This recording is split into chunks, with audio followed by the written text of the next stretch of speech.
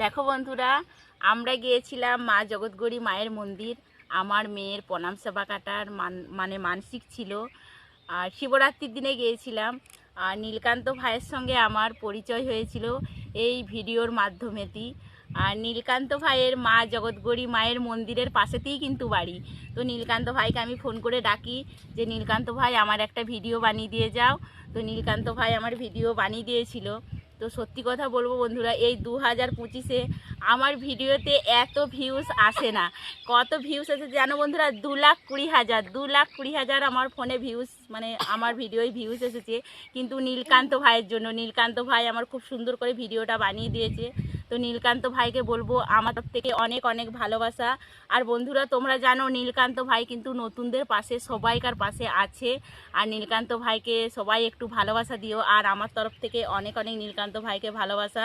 আর যদি ভিডিওটি ভালো লাগে অবশ্যই পাশে থেকো বন্ধুরা। টাটা।